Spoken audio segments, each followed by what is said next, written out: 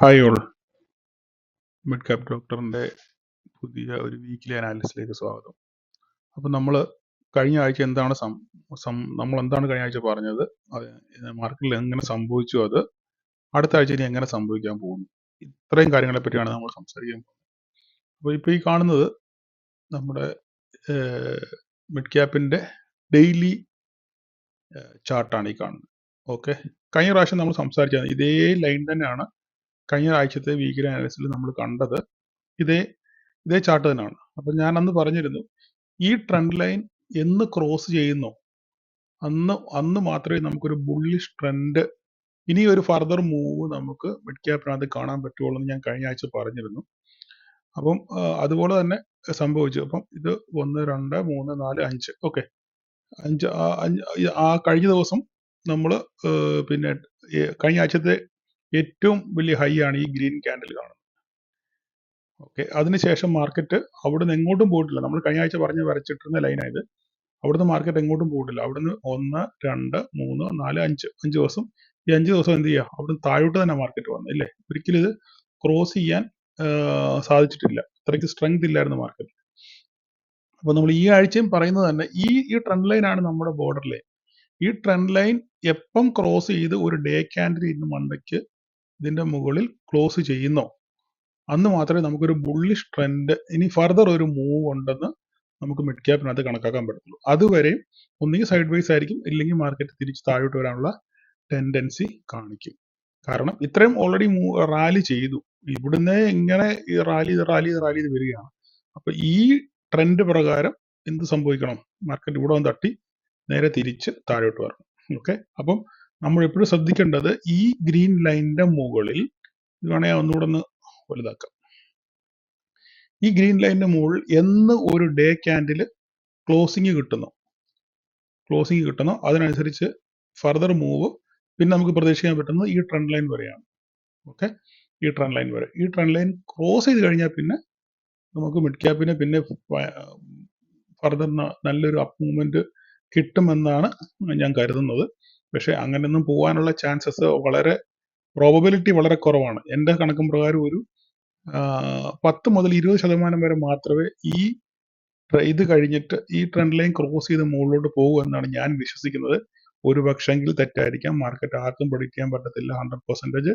ഞാൻ എൻ്റെ predictions probability മാത്രമേ പറയും. നമ്മൾക്ക് എപ്പോഴും മാർക്കറ്റിനകത്ത് പ്രോബബിലിറ്റി മാത്രമേ പറയാൻ പറ്റത്തുള്ളൂ, മനസ്സിലായി. ചിലപ്പോൾ 1% ചാൻസ് ഉള്ള കഴിഞ്ഞാൽ ചിലപ്പോൾ ആ 1% ആയിരിക്കും ചിലപ്പോൾ വർക്ക് ചെയ്യുന്നത്. അതുകൊണ്ട് നമുക്ക് ആർക്കും 100% പറയാൻ പറ്റത്തില്ല. എങ്കിലും ഇപ്പോഴത്തെ എക്സ്പീരിയൻസ് വെച്ചിട്ട് ഞാൻ ഗസ് ചെയ്യുന്നത് ഒരിക്കലും ഈ ട്രെൻഡ് കടന്നു മേലോട്ട് പോകത്തില്ല എന്നുള്ളതാണ് എൻ്റെ ഒരു ധാരണ.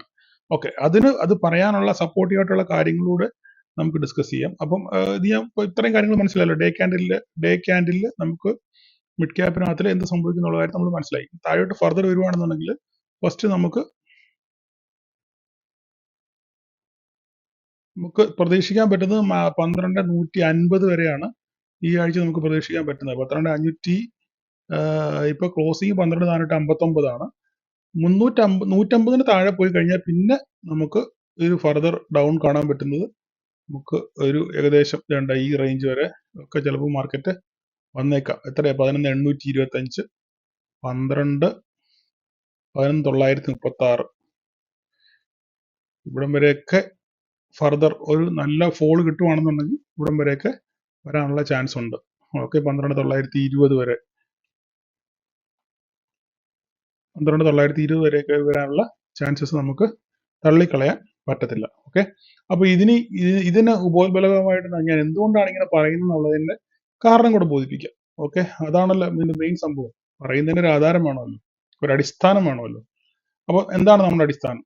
ഓക്കെ, ഫസ്റ്റ് അപ്പൊ ഈ കഴിഞ്ഞ ജൂൺ 28 NSE നമ്മുടെ മിഡ് ക്യാപ്പിന്റെ വെയിറ്റേജ് അഡ്ജസ്റ്റ് ചെയ്തിട്ടുണ്ട്. അപ്പം ചില സ്റ്റോക്കുകൾ മേലോട്ടും ചില സ്റ്റോക്കുകൾ താഴോട്ടും വന്നിട്ടുണ്ട്. വെയിറ്റേജ് അഡ്ജസ്റ്റ് ആയിട്ടുണ്ട്. അപ്പോൾ ആ പ്രകാരം ഞാനിത് മാറ്റിയിട്ടുണ്ട്. അപ്പൊ നമുക്ക് നോക്കാം, ആദ്യത്തെ ഒരു 10 സ്റ്റോക്ക് നമുക്ക് നോക്കാം. എന്താ ഈ 10 സ്റ്റോക്കിന്റെ പെർഫോമൻസ് പോലെ ഇരിക്കും ബാക്കി മുഴുവൻ. ഓക്കെ, അപ്പം നമുക്ക് നോക്കാം ഈ വെയിറ്റേജ് ഉള്ള 10 സ്റ്റോക്കിന്റെ അവസ്ഥ നമുക്ക് നോക്കാം. ഫസ്റ്റ് ഹിൻഡ് ഹോട്ടലാണ്.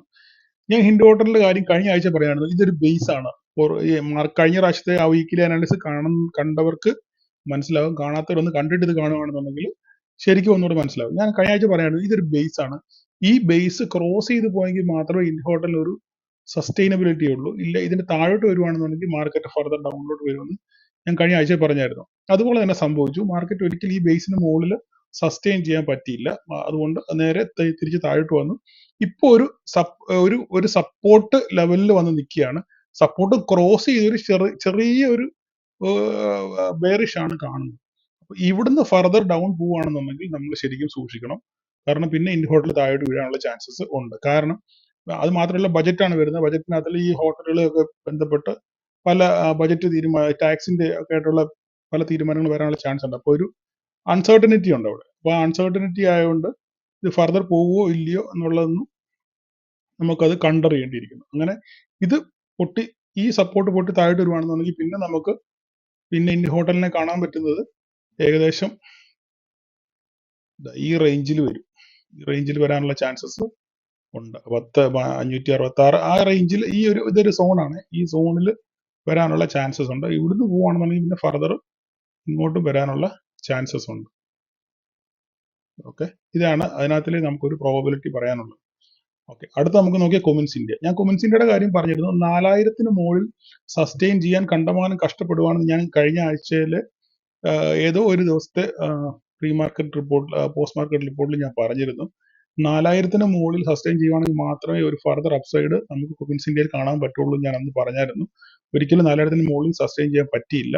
ഇനി ഇപ്പൊ അടുത്ത സപ്പോർട്ട് എന്ന് പറയുന്നത് 3900 ആണ് അടുത്ത സപ്പോർട്ട് കൊമിൻസ് ഇന്ത്യയുടെ. ഓക്കെ, ഈ 3900 ബ്രേക്ക് ചെയ്ത് താഴോട്ട് വരുവാണെന്നുണ്ടെങ്കിൽ പിന്നെ നമ്മൾ സൂക്ഷിക്കണം. പിന്നെ താഴോട്ട് കാരണം ഇത് ഭയങ്കരമായിട്ട് ഒരു വൺ സൈഡ് റാലി ആയിരുന്നു കൊമിൻസ് ഇന്ത്യ. അത് നോക്കിയുണ്ടോ, ഒരു ഫോൾ പോലും ഇല്ല. ഇത് മറ്റേ ആ ഇലക്ഷൻ തന്നെ വന്ന ഫോളാണ്. അത് ഒഴിച്ച് നിർത്തിക്കഴിഞ്ഞാൽ വേറെ ഒരു ഫോളും കാണാതെ ഒറ്റയടിക്ക് മേലോട്ട് കയറിപ്പോയിരുന്നു. അപ്പൊ എന്തായാലും നമുക്കിവിടെ ഒരു കറക്ഷൻ പ്രതീക്ഷിക്കണം എന്നാണ് എൻ്റെ ഒരു അഭിപ്രായം. അങ്ങനെയാണെങ്കിൽ നമ്മളിത് സൂക്ഷിക്കണം. അങ്ങനെ സൂക്ഷിക്കണമെങ്കിൽ അടുത്തൊരു ലെവൽ എന്ന് പറയാൻ ഇതായിരിക്കും. അടുത്ത ഈ ഒരു റേഞ്ച് ആയിരിക്കും നമുക്ക് അടുത്ത കൊമിൻസ് ഇന്ത്യയെ പ്രതി ഇത് പൊട്ടിയാൽ.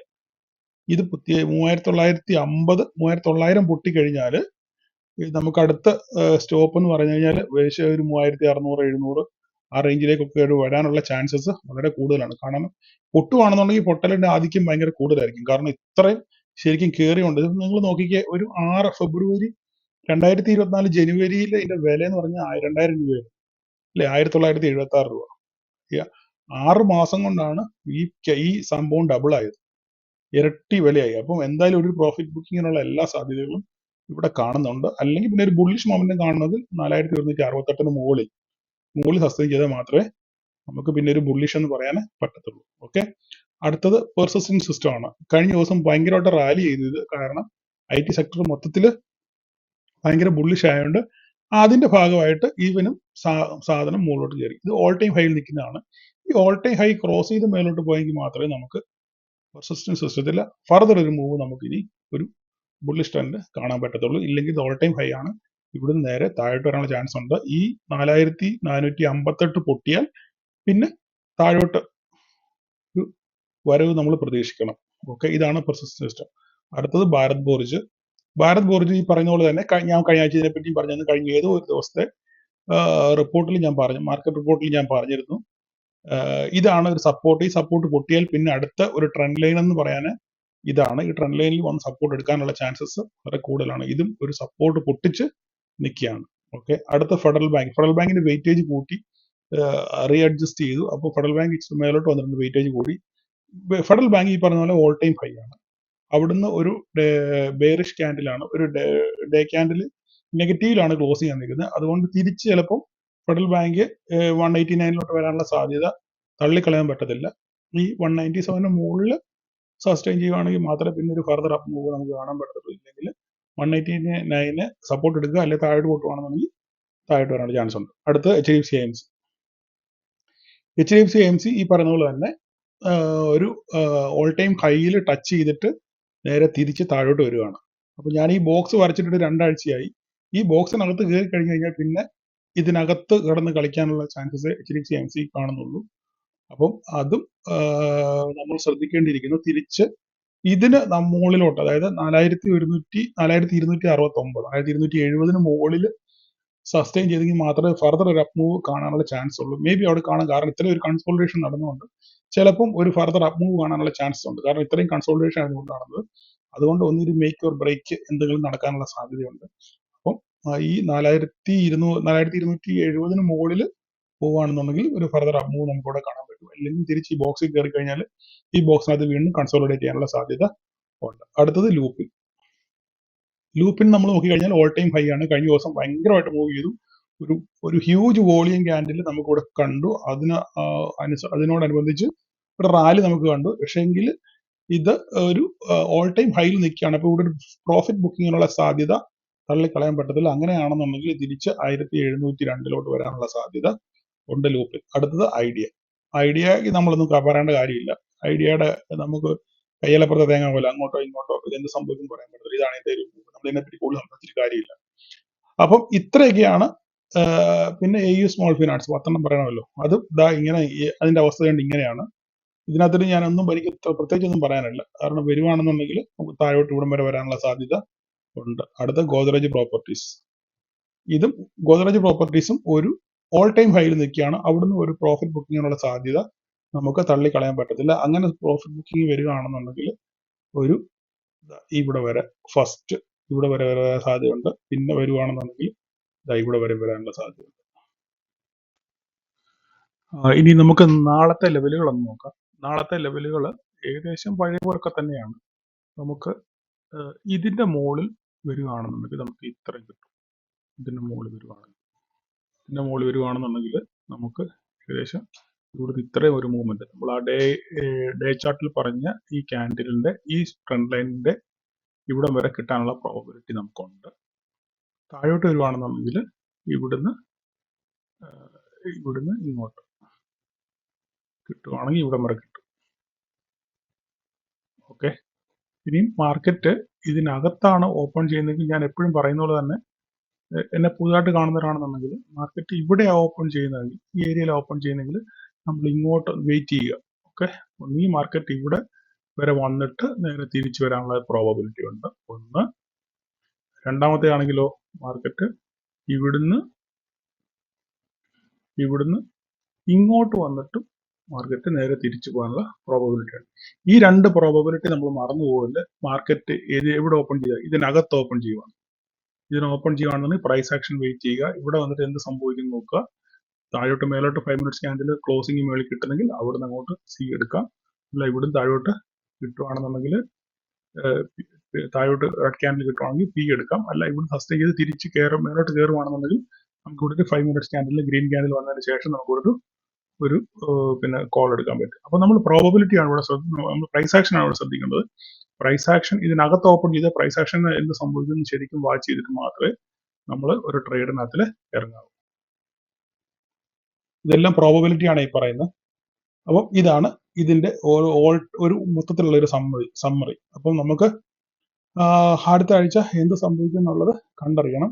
അപ്പോൾ ഞാൻ ഓൾറെഡി നിഫ്റ്റി മിഡ് ക്യാപ്പിന്റെ കാര്യം ഞാൻ പറഞ്ഞിരുന്നു. ഇതൊക്കെ ഈ ലെവലുകളൊക്കെ നിങ്ങൾ വരച്ചു വെക്കുക. ഇതൊക്കെ നിങ്ങളുടെ വാച്ച് ലിസ്റ്റിൽ ആഡ് ചെയ്ത് വെച്ചിട്ട് ഇതിനകത്തുള്ള മൂവ്മെന്റ്സ് ഒക്കെ എങ്ങനെയാണെന്ന് നോക്കിയിട്ട് നിങ്ങൾക്ക് തന്നെ ട്രേഡ് ഒക്കെ പ്ലാൻ ചെയ്യാൻ പറ്റും. അങ്ങനെ ആ രീതിയിലേക്ക് നിങ്ങൾ വരണം. അതാണ് എൻ്റെ ഉദ്ദേശവും.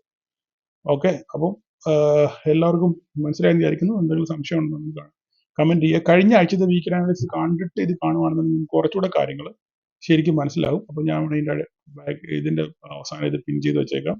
നമുക്ക് ആ ലാസ്റ്റ് വീക്ക് അനാലിസിസ് കണ്ടിട്ട് ഇത് കാണുവാണെന്നുണ്ടെങ്കിൽ ഒന്നുകൂടെ ശരിക്കും കാര്യങ്ങൾ മനസ്സിലാക്കാൻ പറ്റും. അപ്പം എല്ലാവർക്കും നാളെ നല്ലൊരു പ്രോഫിറ്റബിൾ ഡേ ആശംസിക്കുന്നു. ഓക്കെ. ഇനി നമുക്ക് അടുത്ത ദിവസം പോസ്റ്റ് മാർക്കറ്റിൽ കാണാം. ഓക്കെ. Thank you all.